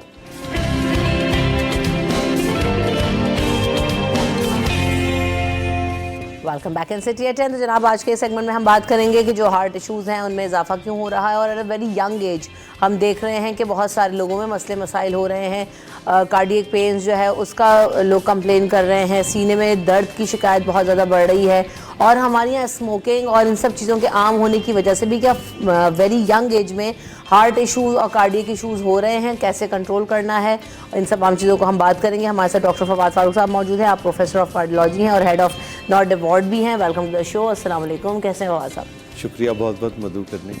फवाद साहब, हम बार ये बात तो करते हैं कि जी बहुत ज़्यादा इजाफा हो रहा है और यंग जनरेशन के अंदर हो रहा है, यंग एज में हो रहा है। 30 से आप ऊपर क्रॉस किए नहीं कि आपको जी दिल की कोई तकलीफ शुरू, और उससे पहले जो दिल की दूसरी तकलीफें हैं तो ये मेडिकल जो प्रॉब्लम्स बढ़ रही हैं, क्या वजूहात है इनकी? अच्छा, और जैसे आपने जिक्र किया, हम अक्सर 3-4 महीने बाद कोई ना कोई ऐसा प्रोग्राम होता है, उसमें यही बात रिपीट करते हैं बार बार, लेकिन अनफॉर्चुनेटली हम अपनी लाइफ को डिसिप्लिन नहीं कर पा रहे। बिल्कुल ऐसा ही है। उसमें देखें पूरा मुआशरे का भी रोल होता है, हमारा ओवरऑल सिस्टम ही बिल्कुल ऐसा होता जा रहा है कि हम हर लिहाज से इनडिसिप्लिन, अभी जैसे ट्रैफिक में आते हुए हर जगह इनडिसिप्लिन है। वही असरात आपकी इनफरादी ज़िंदगी पर भी आते हैं कि ना आपका सोना टाइम पे है, ना जागना टाइम पे है, ना फिज़िकल एक्टिविटी है, ना डाइट प्रॉपर है, स्मोकिंग आजकल यंग एज में, और एक आजकल तो नया वो वेप्स और दूसरे अल्टरनेटिव्स जो आ गए हैं। लोग समझते हैं कि शायद वो एक फ़ैशन है, उस पर कोई नुकसान नहीं है, उसका उतना ही नुकसान है जितना स्मोकिंग का नुकसान बिल्कुल है। ऐसे ही। तो हर दिन हमारे साथ एक नई चीज़ जो दिल की अमराज में इजाफे का बायस बनती है, वो हमारी ज़िंदगियों में शामिल होती जा रही बिल्कुल ऐसे है। ही। स्ट्रेस का पार्ट तो खैर मेरे ख्याल है ज़्यादा हो हर ही के पास है। तो उन तमाम चीज़ों का ऐसा एक मजमुआ बन गया, और अनफॉर्चुनेटली बच्चों के लिए खेलने के लिए कोई जगह नहीं फिजिकल एक्टिविटी की, वरना पहले एक इवन आम लोकेलिटी भी लो सोशो इकोनॉमिक क्लास में भी मैदान होते थे बिल्कुल आस पास, और बच्चे बड़ा फिजिकली एक्टिव होते थे। तो अनफॉर्चुनेटली आज का दौर वो हो गया है कि हमें ओवरऑल मल्टी फेसेटेड अप्रोच से इस मसले को हल करना होगा। बिल्कुल ऐसा ही है। तो पहले तो अपने लाइफस्टाइल पे काम करना है, एक्सरसाइज करना और वॉक करना, फैमिली ओवरऑल सबको मिलकर काम, यानी एज ए इंडिविजुअल अगर मैं सोचूं तो मैं अगर टीन एजेस में हूँ या मिडिल एज हूँ या ओल्ड एज हूँ, तो सबसे पहले अपनी इनफरादी ज़िंदगी को डिसिप्लिन करना, जिसमें सबसे अहम आपका सोने और जागने का एक टाइम बने। एक आप अपनी ऑडिट इस हवाले से कि आप क्या खा रहे हैं, यानी हम तो जो जितना जिसके सामने आ रहा है वो खाए जा रहा है बगैर सोचे समझे। वज़न आपके बढ़ रहे हैं, उसके नतीजे में फिर मुख्तलिफ़ तरह के जोड़ों के मसाइल, उसके मसाइल। अब आप किसी मिडिल एज आदमी से कहें कि भाई थोड़ी सी आप चल फिर लिया करें, तो मेरे घुटने ख़राब हैं। वो सब इसीलिए हुआ है कि हमने शुरू से अपनी लाइफ को एक डिसिप्लिन नहीं दिया, जिसके नतीजे में हम उस एक विशियस साइकिल में फंसते जाते हैं जिसमें बस मर्ज। और ये जो प्रिवेंशन है, ये वाला जो स्टेप है, ये बहुत सस्ता है। थोड़ा सा डिसिप्लिन करना, एक बार मर्ज आ जाता है। और हम कार्डियो में अक्सर देखते हैं आजकल 30, 35, 40 साल के यंग या मिडिल एज कहें कि ज़िंदगी का वो एक पीक है, बच्चे बेचारे के छोटे हैं, अपनी जॉब एक स्टेज पे पहुंची हुई है, अचानक आपको हार्ट अटैक हो गया। सही बात है। और उससे पहले आप सिगरेट भी पी रहे थे, कोई वर्जिश नहीं कर रहे थे, डाइट में कोई ख्याल नहीं था। तो ये चीज़ें उसके बाद क्यों, नुकसान उठाने के बाद क्यों, उससे पहले क्यों नहीं? तो डाइट में किस तरह की चीज़ों का ख्याल रखना ज़रूरी है? बहुत कोई ऐसा भी नहीं है कि आप बिल्कुल उबले हुए खाने पे आ जाएं। एक ऑडिट इस तरह रखना होता है कि आपके यहाँ चिकनाई कम से कम हो जाए, सही। फल सब्जियाँ अपने खाने में बढ़ाते जाएं, मीठा कम कर लें, कोल्ड ड्रिंक कम करें। और इसका मैं अक्सर एक जिक्र करता हूँ कि एक ऑडिट होता है 25-30 साल बाद, अब अपनी देख लें कि आपकी अगर कमर पे चर्बी आनी शुरू हो गई है, दैट मीन्स आपका वो डाइट का बैलेंस अब पॉजिटिव होता जा रहा है, यानी आप जो कुछ ले रहे हैं और जितना आप कंज्यूम कर रहे हैं वो उससे ज़्यादा होता जा रहा है। सही। तो उसका मतलब ही यही है कि अब आपको इस तरफ तवज्जो देनी है कि वो चीज़ें जिनका कैलोरी काउंट बहुत ज़्यादा है वो अपनी डाइट में कम करते जाएं और हेल्दी चीज़ें ज़्यादा शामिल करें। और इसमें मेरा ख्याल है ख़वातीन का भी बड़ा रोल है, क्योंकि किचन जो है ना, वो तो ख़ातून के हाथ में, वो जैसे चलाना चाहें उसको चला सकती हैं। तो एक पूरा आपको एक बैलेंस बनाना चाहिए अपना मेनू वीकली, कि आपने ठीक है एक दिन मुरगन खाना भी खा सकते हैं, ऐसा नहीं है कि बिल्कुल मना हो गया, लेकिन वो ऐसा हो कि 20-30% आपकी डाइट वो वाली हो जिसमें चिकनाई, चटखारा, वो सारे जो आप ज़बान के मज़े पूरे कर लें, और बाकी 70% आपकी डाइट वो हो जो आपकी हेल्थ को कायम रखे। ऑयल का बड़ा कंट्रीब्यूशन है इसमें दिल की बीमारियों से रिलेटेड। बिल्कुल। तो हमारे यहाँ जो हम ऑयल्स इस्तेमाल कर रहे हैं, प्योरीफाइड ऑयल इस्तेमाल करें, कैनोला ऑयल इस्तेमाल कर लें, सरसों का तेल इस्तेमाल कर लें, कौन सा तेल इस्तेमाल कर, क्योंकि जी हमारी क्या तो तरी ना आ रही हो ना आलू गोश्त के ऊपर, तो उसको तो देख के अच्छा नहीं लग रहा। अच्छा, सब्जी में भी इतना तेल चाहिए हमें इसमें तो। ना वैसे तो थोड़ा बहुत बेनिफिट ऑलिव ऑयल का यानी जैतून के तेल का है, लेकिन वो इतना एक्सपेंसिव है कि हर आदमी, तो उस लिहाज से कोई ये नहीं है कि बाकी आपके सनफ्लावर या कैनोला ऑयल वो यूज़ ही नहीं किए जा सकते। उस सूरत में बस ये है कि आप जो भी ऑयल इस्तेमाल कर रहे हैं मिकदार में इतना कम हो, और ये सिर्फ हफ्ते 10 दिन की कहानी होती है, आपके टेस्ट बट उस चीज़ के आदी हो जाते हैं। शुरू में थोड़ी सी कुर्बानी ये देनी होगी कि भाई आहिस्ते आहिस्ते, और इसमें फिर वो ख़वातीन का रोल होता है कि वो इस बैलेंस से चीज़ों को आहिस्ते आहिस्ते कम करके एक वो कर लें, तो लोग आहिस्ते आहिस्ते आदी होना चाहिए। जैसे आज आप नमक 1 चम्मच डाल रहे हैं, तो अगले दिन बजाय बिल्कुल चुटकी करने के आप पौना चम्मच कर लें, कि वो टेस्ट आहिस्ते आहिस्ते आहिस्ते लोगों को फील भी ना हो और हम पॉजिटिविटी की तरफ चल पड़े। नमक का ब्लड प्रेशर और डायबिटीज़ का भी बड़ा रोल है हमारी। नमक और कॉलर भी शामिल हैं, उनको भी शामिल करते हैं। अस्सलाम वालेकुम। वालेकुम सलाम रमशा, कैसी हैं? अल्हम्दुलिल्लाह। याया आप बताइए और क्या कहना चाहते हैं? भाई देखिए, डॉक्टर फवाद फारूक साहब को हम काफी अच्छे से मैं इनको सुनता भी हूँ, और वाकई दिल की बात होती है ना, तो इनकी बात दिल में उतरती है। हाँ। और क्योंकि वो एक मखसूस अंदाज में बात नहीं समझाते, मुझे प्यार से मोहब्बत तरीके से बात समझाते हैं। जैसे इन्होंने बात की तो मुझे बड़ी समझ में आई कि हम जो है ना वो अपनी अपनी अपनी सेहत को खुद खराब कर रहे होते हैं, अपना लाइफ स्टाइल चेंज करने के लिए तैयार नहीं होते। और मैं तो अब मैंने ये देखा जिस हमारे पास जंक इंफॉर्मेशन और जंक फूड दोनों बहुत खूब तरीके से चल रहा है, जिससे हमारी सेहत भी खराब हो रही है, जहन भी खराब हो रहा है। डॉक्टर से मेरा सवाल ये, डॉक्टर बात ये है कि हम बहुत सारे ऐसी चीज जैसे हार्ट की मोस्टली जाहिर बात है, जब आप कहीं जाते हैं किसी बड़े हॉस्पिटल में जाते हैं, मोस्टली अगर आप 40-45 प्लस हैं, तो अल्टीमेटली वो आपको एकदम से कहते हैं कि you have to make operation, आपका 2 वॉल्व बंद है, 3 वॉल्व बंद है, इस तरह की चीज होती है। ऑल ऑफ सडन आपको एक शॉक लगता है।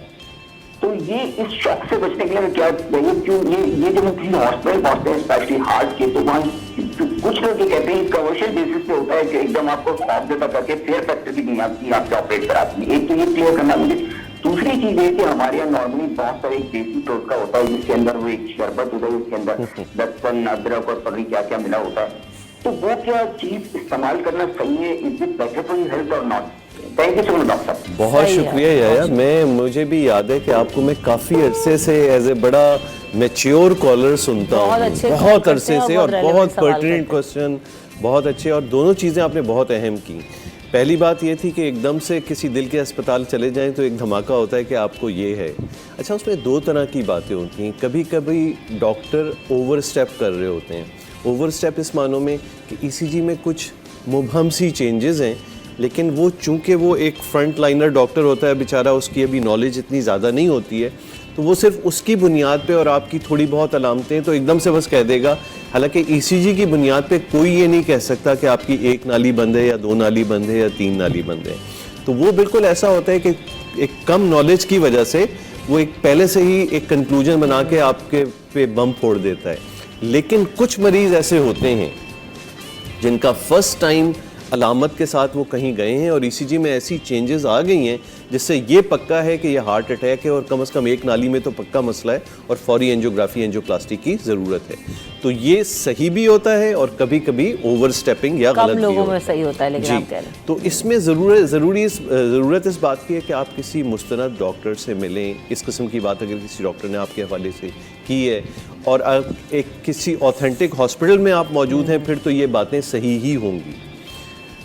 दूसरी बात, वो जो शरबत की है ना, वो उसकी कोई साइंटिफिक ऑथेंटिसिटी नहीं है, और ना जिसने बनाया है कोई तहकीक से या कोई। अच्छा, बहुत से लोग उसको खा के कहते हैं हमें फ़ायदा हुआ। देखें, मर्ज़ कोई भी हो उसमें फेजेस होते हैं। फेजेस इस तरह के कि कभी वो सर उठाता है, कभी सो जाता है। तो वो लोग जिनमें वो सर उठा के जानलेवा पेचीदगियाँ लाता है वो तो आपको मिलेंगे नहीं, क्योंकि वो हमारे पास एमरजेंसीज़ में आते हैं। कुछ तो अल्लाह को प्यारे हो जाते हैं। इस हद तक भी हमने देखा है कि बहुत ही क्रिटिकल डिजीज़ थी, वो उसी चक्कर में, शरबत के चक्कर में पड़े, 2-3 हफ्ते बाद वो इमरजेंसी में आते हैं। और ये मैं कोई मुबालगा आ रही नहीं है, आप इमरजेंसी में हमारे आके खड़े हो जाएं तो आपको रोज़ाना 6-8 ऐसे लोग मिलेंगे जो अलामत शुरू हुई और रास्ते में ही अल्लाह को प्यारे हो गए। तो बराए मेहरबानी, जिस तरह आप और बाकी तमाम चीज़ों में उसके एक्सपर्ट से रुजू करते हैं, आप घर बना रहे होते हैं तो आप कोई शरबत या इस किस्म के टोटके नहीं करते, आप उस वक्त के best architect, best civil engineer उससे मशवरा करते हैं और बेस्ट टेक्नोलॉजी को यूज़ करते हैं। आपको भी पता होता है कि इस तरीके से बुनियादी वाले काम कर लें तो भी घर बन जाते थे, लेकिन अब ये टेक्नोलॉजी आ गई है तो हम उसको यूज़ करेंगे। किस उम्र में कौन से टेस्ट जो है करा लेने चाहिए, ये कौन सी इवैल्यूएशन कर लेनी चाहिए? हम क्योंकि करवाते नहीं है, एंड टाइम पे फिर बम इसलिए फूटता है बिल्कुल, कि हमारी बिल्कुल। कोई सेल्फ इवैल्यूएशन तो है नहीं। ये बहुत इंपॉर्टेंट सवाल है। अभी ये आपके सवाल से भी ये लिंक होता है। जैसे आप कभी अस्पताल गए तो अगर आपको अलामतें कुछ भी नहीं है तो फिर कोई डॉक्टर आपको ये नहीं कहेगा कि आपकी 3 नालियों में मसला है। हाँ। उस वक्त जज करना क्या है कि आप में रिस्क कितना है दिल का मर्ज होने का, और वो बुनियादी चीज़ ये है कि चाहे आपको अलामत हो या ना हो, आपने अपना कोलेस्ट्रॉल, अपनी शुगर, अपना ब्लड प्रेशर, ये 3 वो चीज़ें हैं जो आपको टेस्ट करके पता चलेंगी। सही। अक्सर लोगों के जहन में ये होता है कि हमें तो कोई अलामत नहीं है, हम बिल्कुल ठीक हैं, हमारे ज़ख्म ठीक हो जाते हैं, हमें कोई सर दर्द नहीं होते, इसलिए ना हमें ब्लड प्रेशर है ना शुगर है। इन तीनों चीज़ों की कोई अलामत नहीं है। शुगर, ब्लड प्रेशर, कोलेस्ट्रॉल जब तक आप चेक नहीं करेंगे तो आफ्टर 20 ईयर्स ऑफ एज अगर आपको कभी कोई बीमारी नहीं है तो एक मर्तबा ये तीनों चीज़ें अपनी चेक कराना वो ज़रूरी हैं। फिर कोलेस्ट्रॉल आप हर 5 साल बाद कर सकते हैं, ब्लड प्रेशर, शुगर सालाना कर लिया करें। तो इससे आपको इन तीनों चीज़ों का उस वक्त ही अंदाज़ा हो जाएगा जब ये पहली मर्तबा आपके अंदर आ गई। अच्छा, उमूमन क्या हो रहा है, खवातीन के तो बड़े टेस्ट होते रहते हैं, क्योंकि अगर प्रेगनेंसी से गुजर रही है या कोई और है तो उसमें उनका OGTT भी हो जाता है, उसमें उनके CBCs भी हो रहे हैं, डायबिटीज़ के भी टेस्ट हो रहे हैं, लेकिन मर्दों के साथ ये प्रैक्टिस ज़रा कम होती, हो ही नहीं पाती, तो रेगुलर चेकअप्स वगैरह इस तरह से नहीं होते। और ख़वातीन जब इस तरह फेजेस में जैसे शुगर वगैरह के टेस्ट कराती हैं तो उसमें भी जो जाता ठीक है, उसके बाद दोबारा तो कराने की ज़रूरत नहीं है डॉक्टर? उसमें भी यही दौरानिया बनेगा कि अगर एक बार आपका बिल्कुल ठीक कोलेस्ट्रॉल है तो 5 साल बाद दोबारा सही है।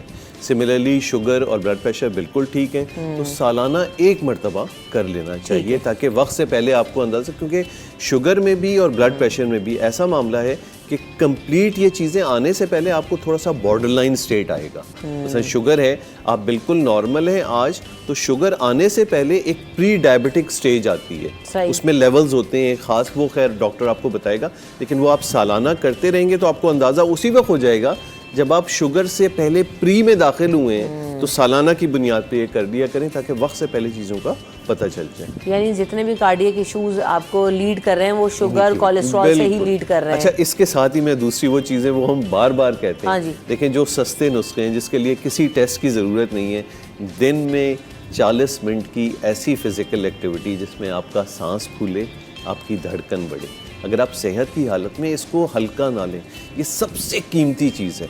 अगर 20 साल की उम्र के बाद, पहले तो बच्चे शुरू से ही खेल कूद में लगे रहते थे और ये खेल कूद इवन मिडिल एज, यंग, ये सब लोग किया करते थे। अब अनफॉर्चुनेटली हमारा ये फिज़िकल एक्टिविटी का कल्चर बिल्कुल ख़त्म हो गया है। तो अब आपको सोच से करना होगा कि मुझे रोज़ाना 40 मिनट ऐसे निकालने हैं, ठीक, जो बहुत आपकी हेल्थ के लिए इतना इम्पोर्टेंट है, सही, ओवरऑल हेल्थ के लिए, आपकी नींद के लिए, आपके जोड़ों के लिए, आपके मसल, हर चीज़ के लिए ये 40 मिनट दिन के। और ये आपके अपनी सेहत के लिए, आपकी अपनी ज़िंदगी के लिए है। कॉलर उनको शामिल करते हैं। अस्सलाम वालेकुम। जी, डॉक्टर साहब से बात करनी है, सादिया कामरान बात कर रही हैं। जी शाजिया, सवाल कीजिए, सुन रहे हैं डॉक्टर साहब आपको। जी डॉक्टर साहब, मेरे ये सीने में बहुत तकलीफ हो रही थी, ये 1 साल पहले की बात है। तो ये मैं कार्डियो मुझे लेकर रखते थे ये लोग ना, तो उस वक्त जो है ये कहा था कि ये कि हार्ट की थोड़ी प्रॉब्लम आ रही है, लेकिन बाहर से जो डॉक्टर जो है उनको दिखाया वहाँ, लेकिन कहा किसी के बाल का मसला आ रहा है, बाल एंजियोग्राफी हुई है, लेकिन उसके बाद भी मेरे स्टैंड का कहा था लेकिन वो डला नहीं। तो डॉक्टर साहब ने ये कहा कि आपका जो है ये वो 15 दिन पहले जो मुझे मेडिसिन दी थी ना, उससे शायद या क्या कि वो स्टैंड की जरूरत नहीं पड़ी मुझे। ठीक है, ठीक जो है, लेकिन अब भी मेरे सांस भी बहुत फूल रहा है, सीने में तकलीफ भी मुझे बहुत होती है। अभी अब मैं आपसे बात कर रही हूँ, मेरा सांस फूल रहा है। जी जी जी। अच्छा, ये कि शोल्डर में डॉक्टर साहब को सवाल करना चाह रहे हैं आपसे, सुनिएगा और जवाब दीजिएगा। और टीवी का वॉल्यूम प्लीज बस डाउन एज करिएगा। कितनी है आपकी इस वक्त, एज कितनी है, और ब्लड प्रेशर शुगर है आपको? मेरी 52। ठीक है, और ब्लड प्रेशर शुगर? बीपी मेरे नॉर्मल रहता है शुगर। ठीक है, और उसके बाद दोबारा आप कभी दाखिल नहीं हुई हैं? नहीं, मैं एंजियोग्राफी के बाद भी 3-4 दफा जा चुकी हूँ। अच्छा, चलें ठीक है। अच्छा देखें, अभी इतनी अलामतों से ना कोई चीज़ हतमी बिल्कुल कहना तो बहुत मुश्किल है। अमूमन अगर आप दोबारा गई हैं और दोबारा देखने के बाद भी कोई प्रॉब्लम आइडेंटिफाई नहीं हुआ तो फिर उस लिहाज से लग रहा है कि ये दर्द वो दिल वाले नहीं है। हाँ, सांस के हवाले से है तो फिर अपना ईको ज़रूर करा लें। ईको एक टेस्ट होता है जिससे दिल के काम का पता चलता है। तो चूंकि पहले मसला हो चुका है, ईको आप कर लें, देख लें उसका दिल का काम कैसा है, और फिर इन तमाम चीज़ों के साथ आप किसी डॉक्टर को अच्छे दिखा लें ताकि ये क्लियरली आपको वो जवाब दे दे कि आपकी अलामतें दिल की हैं या नहीं हैं। हमारे यहाँ अनफॉर्चुनेटली ये भी बड़ा मसला हो गया है कि डॉक्टर्स की तरफ से मरीज़ को उसके लेवल पे जाके बताया नहीं जाता कि भाई आपका मसला इस वक्त है क्या। सही बात है। उससे क्या होता है कि वो एक डॉक्टर से दूसरे डॉक्टर से तीसरे डॉक्टर, हालांकि बेचारों की अलामतें क्लियर कट दिल की नहीं होती हैं। एक बार डॉक्टर उनको 3-4 मिनट लेके ये समझा दे कि भाई ये जो चीज़ें हो रही हैं इनका आपके उस दिल वाले मामले से कोई ताल्लुक कई दफ़ा गैस्ट्रिक पेन्स भी ऐसे होते हैं, लग रहा होता है कि कार्डियक अरेस्ट हो रहा है। फिर वो क्या होता है कि मरीज़ को एक बार जहनी सेटिस्फेक्शन मिल जाती है कि हाँ भाई ये वाले मेरी अलामतें जो हैं इनका हार्ट से ताल्लुक नहीं, तो फिर वो बार बार इमरजेंसी या डॉक्टर के पास नहीं जाता है। और थोड़ी सी आइडेंटिफिकेशन दिल के हवाले से मैं बता दूँ कि देखें, वो दर्द जो आपको चलने फिरने या फिज़िकल एक्टिविटी पे होता हो या इमोशनल स्ट्रेस पर आता हो, थोड़ी देर रहता हो और जैसे ही आप इस सिचुएशन से निकलें वो ठीक हो जाता है। ये वाला दर्द जो है वो दिल वाला दर्द होता है। अच्छा, ठीक। बाकी बैठे बैठे कभी इधर दर्द होना, उधर दर्द होना, सोते हुए कभी इसी तरह, जैसे अभी आपने कहा बोलने में, तो बोलने में सांस अमूमन होना नहीं चाहिए क्योंकि फिजिकली आप कोई एक्टिव नहीं है। सांस की इंपॉर्टेंस क्या है, ये क्या होता है, ये अक्सर लोगों में एक फीलिंग होती है कि सांस मुझसे शायद लिया नहीं जा रहा, हालांकि सांस बिल्कुल नॉर्मल चल रहा होता है। सांस की इंपॉर्टेंस क्या है कि देखिए, जैसे मैं और आप एक नॉर्मल फिजिकल एक्टिविटी करते हैं, सही, अब खुदा न खास्ता मैं उससे 50% की कम एक्टिविटी पर इतना शॉर्ट ऑफ ब्रेथ, यानी मुझे इतना सांस चढ़ जाए कि मेरे से अब मजीद किया ही ना जाए, ये बड़ी इंपॉर्टेंट चीज़ है। कि आप कल तक 2 मंजिलें चढ़ पा रहे थे और आज आप आधी मंजिल चढ़ने के बाद आगे चल ही नहीं पा रहे, तो दैट मीन्स आप कोई सिग्निफिकेंट, हाँ आप अपनी सारी रूटीन एक्टिविटीज़ बिल्कुल नॉर्मल कर रहे हैं, बस आपको बीच बीच में थोड़ी फीलिंग आती है कि मुझे सांस हो रहा है, तो फिर ये कोई ऑर्गेनिक नहीं, ये फीलिंग वाली बात है। सही, लेकिन सबसे पहले की पॉइंट वही है कि वॉक करें, खाने में बेहतर करें सिचुएशन, और जो सेल्फ इवेल्युएशन है, टेस्ट जो है वो कराना वो ज़रूरी होते हैं। साल भर बाद करा लें, कुछ टेस्ट ऐसे हैं जो 5-5 साल बाद भी होने, जिसमें कोलेस्ट्रॉल का फवाद साहब ने बताया। तो अगर आप ये कर लेंगे तो भागने वाली जो सूरत हाल होती है, आप इंशाल्लाह ताला उससे दूर रहेंगे और आपकी फ़िज़िकल हेल्थ भी बेहतर रहेगी। Thank you so much doctor Fawad साहब, आपने हमें वक्त दिया। यहाँ पर ब्रेक की तरफ बढ़ेंगे, ब्रेक के बाद हाजिर होंगे।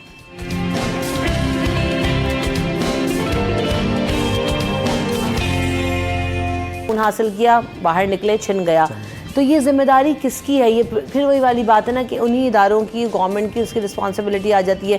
फूड एंड शेल्टर जो है, हमारे यहाँ बड़े दावे और नारे लगते हैं कि हम रोटी, कपड़ा और मकान, लेकिन कहाँ है आज वो पूछ रहा है हर इंसान। सवाल वही है। तो बात ये है कि आप ये मैं ज़ाती कैपेसिटी में कैसे बिल्ड कर सकती हूँ? बिल्कुल सही बात। देखें, इसके अंदर फिर मायूसी वहाँ से चलना शुरू होती है, फिर सारे पासपोर्ट की लाइनों में लगने और खड़े होना शुरू हो जाते हैं। माएँ अपने जेवर बेचती हैं, अपने घरों को लोग जो है ना वो नीलाम करते हैं, बेचते हैं और कहते हैं जी जमा पूंजी पकड़ो और निकलो। हाँ बिल्कुल ऐसे है। लेकिन जब तक लोगों को बुनियादी ज़रूरियात उनकी फुलफिल नहीं होंगी तो definitely everyone will run towards a better lifestyle. लेकिन इसके अंदर जो मेरा गुफ्तगू का जो दूसरा एस्पेक्ट था उसको भी मैं ज़रूर टच करना चाहूँगा यहाँ पे। दैट वाज एक्चुअली के जिसको हम फलाह कह रहे हैं बेसिकली, जिसको हम वेलफेयर कह रहे हैं। What do we mean by welfare? अगर हम एक इस्लामिक पर्सपेक्टिव, और by the way that is the only perspective, बिल्कुल ऐसे ही हमारे लिए, जब हम इस्लामिक पर्सपेक्टिव से देते हैं तो जब हम वेलफेयर की बात करते हैं तो उसमें वेलफेयर की बात सिर्फ और सिर्फ फाइनेंसेस नहीं होती हैं, सिर्फ और सिर्फ आपकी मराद नहीं होती है, उसके अंदर और बहुत सारी चीज़ होती है। मिसाल के तौर पे उसके अंदर आपका दीन, आपकी अकल, आपका माल, आपका नस्ब और दीगर चीज़ें, आपकी ज़ात, सेफ्टी, सिक्योरिटी, हर चीज़ इसके अंदर शामिल होती है। तो इसमें कोई शक व शुबे की बात नहीं है कि इदारों को जो है वो होश के नाखून लेने चाहिए और इन चीज़ों को अपने कंट्रोल में करने की कोशिश करनी चाहिए। लेकिन जो इसमें बुनियादी सवाल यहाँ पे दोबारा से पैदा होता है कि इस मामले में हम क्या कर सकते हैं, इंडिविजुअल बहसियत इंडिविजुअल क्या कर सकते हैं। एक एटीट्यूड ये है कि मैं कुछ भी नहीं कर सकता, सब बिगड़ चुका है, भाग दो यहाँ से। हाँ। दूसरा एटीट्यूड ये है कि ये मेरा घर है, एटलीस्ट मैं अगर इसके बारे में कुछ कर सकता हूँ तो मैं एटलीस्ट अपने हिस्से का काम ज़रूर करूँ। देखिए, एक वो शख्स है जो इस मुल्क के अंदर रहते हुए किसी भी किस्म की कोई हैसियत नहीं रखता और वो शायद जाके बाहर टैक्सी चलाएगा या कोई मेहनत मजदूरी करके एक बड़ा बेसिक लेवल की कमाई करेगा। एक वो है। दूसरे किस्म का बंदा वो है जो एक बेहतर लाइफस्टाइल के लिए, उसकी बुनियादी ज़रूरियात पूरी हो रही हैं यहाँ पे, मुश्किल से हो रही हैं, लेकिन एक बेहतर लाइफस्टाइल की तलाश में वो वहाँ जाने की कोशिश करेगा जहाँ पे शायद जो वेलफेयर का पूरा कंप्लीट कॉन्सेप्ट है उसमें कहीं ना कहीं पे हो सकता है उसकी अकल कॉम्प्रोमाइज़ हो रही हो सकता है कहीं पे उसका दीन कॉम्प्रोमाइज़ हो सकता है बूढ़े माँ बाप को वो छोड़ के जा रहा हो। तो ये एक कंप्लीट होलिस्टिक पिक्चर लेने की ज़रूरत है। और जैसे आपने जिक्र भी किया शुरू में motivational speaker, I personally do not want to be called that, क्योंकि उसकी एक रीज़न ये है कि हमने जो है ना वो एक इंडिविजुअलिस्टिक और बहुत ही मटीरियलिस्टिक किस्म का कॉन्सेप्ट जो है ना अवाम-उन-नास के जहनों के अंदर जो है ना वो मुसल्लत कर दिया। अब आप जिस बंदे से भी बात करते हैं कामयाबी की या जिस बंदे से भी आप बात करते हैं मेहनत की, तो everyone looks at success in terms of material.